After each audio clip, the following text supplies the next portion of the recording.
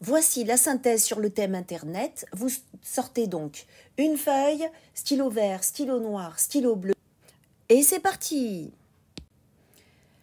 Voici la synthèse sur le thème Internet. On va parler de l'Internet. N'hésitez pas à appuyer sur pause pour pouvoir avoir le temps d'écrire et de comprendre. Donc, pour les unités en informatique, un petit rappel de collège. Ce qu'il faut savoir, c'est qu'un bit, ça correspond aux valeurs 0 ou 1, c'est-à-dire les chiffres binaires. Par exemple, 19, ça fait finalement 10 011. S'il fallait donner un exemple. On le reverra dans le thème sur les données, de toute façon. Ensuite, on a un octet qu'on écrit un 1 avec un petit O. C'est le symbole de l'unité. Byte en anglais. Ça correspond donc à un octet, c'est-à-dire 8 bits, soit un nombre entre 0 et 255. Ce qui fait 256 possibilités. Ensuite, nous avons les préfixes, alors les plus fréquents. De toute façon, en physique, vous reverrez tous les préfixes. Donc, 1 kilooctet, c'est-à-dire 1000 octets. 1 mégaoctet, c'est-à-dire 10 puissance 6, 1 million d'octets. Et 1 téraoctet, pour le disque dur par exemple, c'est 10 puissance 12 octets. Le petit 2, c'est les définitions. Là, nous sommes dans une partie où ce thème-là nécessite un bon vocabulaire et il y a pas mal de nouveaux mots, sans compter les acronymes en anglais. Donc, vous devez connaître la définition de protocole, un ensemble de règles pour échanger. Le mot réseau a été rencontré suffisamment fréquemment à ne pas confondre avec les réseaux sociaux. Ensemble d'équipements reliés entre eux pour échanger des informations. Ensuite, évidemment, le mot Internet, c'est une connexion entre réseaux. Donc ça, c'est vraiment le thème. Ensuite, nous avons vu IP. Donc là, un acronyme anglais, Internet Protocol. Nous avons vu donc les adresses IP. Ces 4 nombres compris entre 0 et 255. On peut peut-être donner un exemple. Vous avez vu, quand on a fait l'activité sur Filius, donc 192.168.0.10. Ensuite, nous avons vu aussi le mot routage. Donc on peut faire une analogie avec un réseau ferroviaire en sachant que les paquets de données vont correspondre à des wagons. Donc c'est l'aiguillage des données dans un réseau et donc le routeur, donc l'objet qui va permettre d'aiguiller les données à travers les réseaux.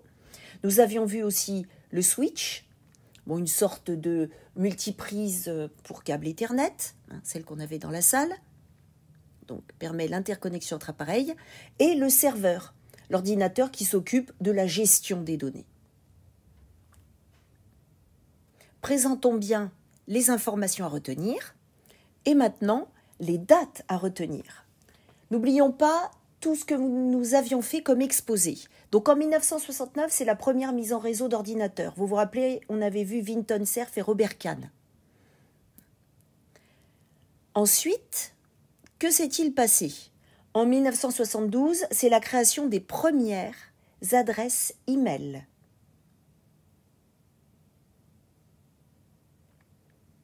Ensuite, en 1980, que s'est-il passé en France ? C'est la création du Minitel, une sorte d'ordinateur terminal informatique pour la connexion au réseau Télétel. C'était une sorte d'annuaire en ligne.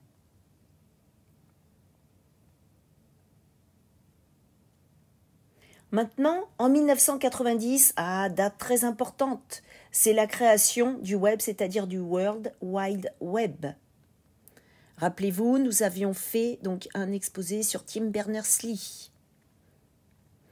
Ensuite, en 1995, facile, le lancement d'Amazon. C'est le premier portail de commerce sur Internet. En 1996, c'est l'apparition du Wi-Fi, donc un réseau sans fil. En 2009, on a déjà plus d'1 milliard d'internautes. Donc, le petit 4, le protocole TCP/IP. Donc, on va voir ces différents protocoles. En petit a, vous écrivez les différents protocoles. Et maintenant, on va essayer de bien les expliquer. Donc, le protocole TCP, il assure la fiabilité des échanges. Vous vous rappelez avec Filius les histoires de paquets reçus ? Voilà. Donc, il valide la réception des paquets avec un système d'accusé de réception pour être sûr que le paquet soit bien arrivé. C'est comme si vous êtes dans un train, si jamais il y a une ligne qui n'est pas praticable, il faut dans ces cas-là changer de chemin et tout. Donc vous vous rappelez tout ce qu'on a vu sur les réseaux. Voilà. Et ce protocole est là pour assurer un bon transport. Donc il y a une numérotation, il remet en ordre les paquets.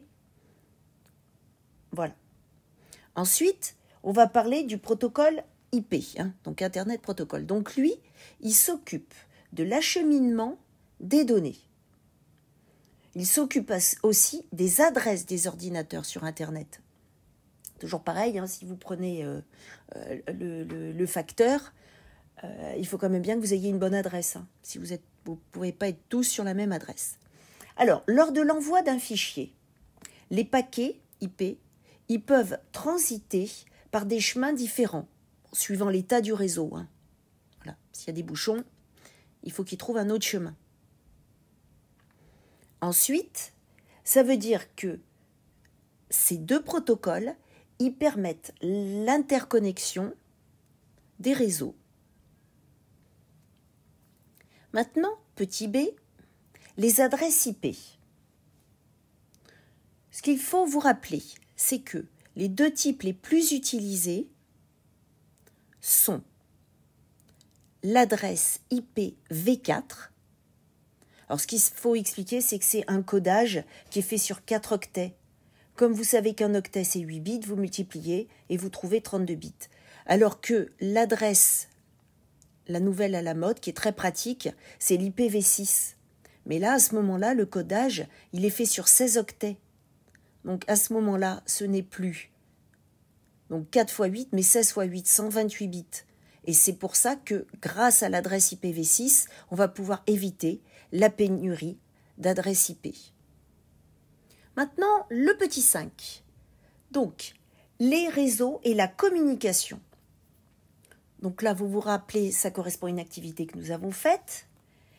Ce qu'il faut voir, c'est que pour la communication, il y a soit on utilise un système filaire, comme par exemple Ethernet, donc le câble RJ45, la DSL, le CPL, la fibre optique et tout.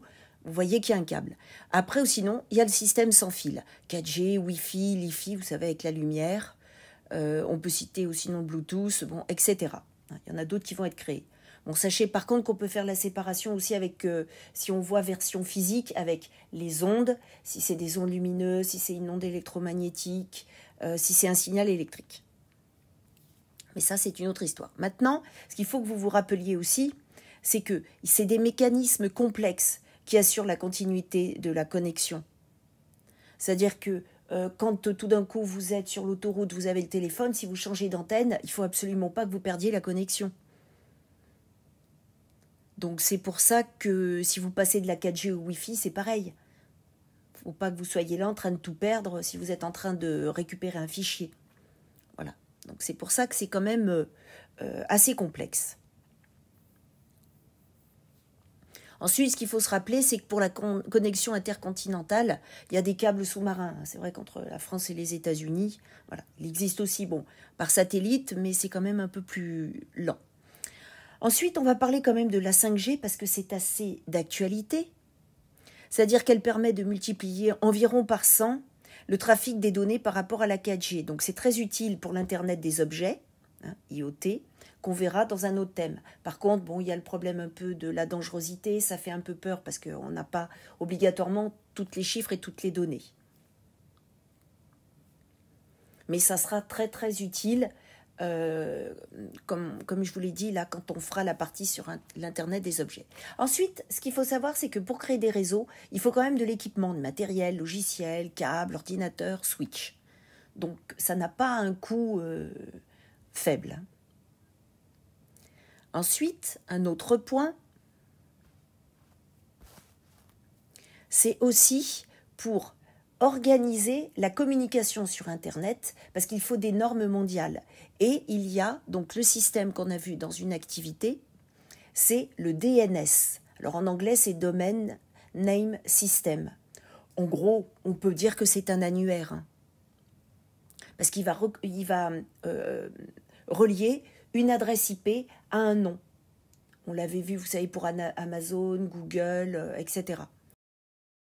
Maintenant, passons à la 6e et dernière partie. Donc, impact des fiabilités d'Internet, de l'Internet.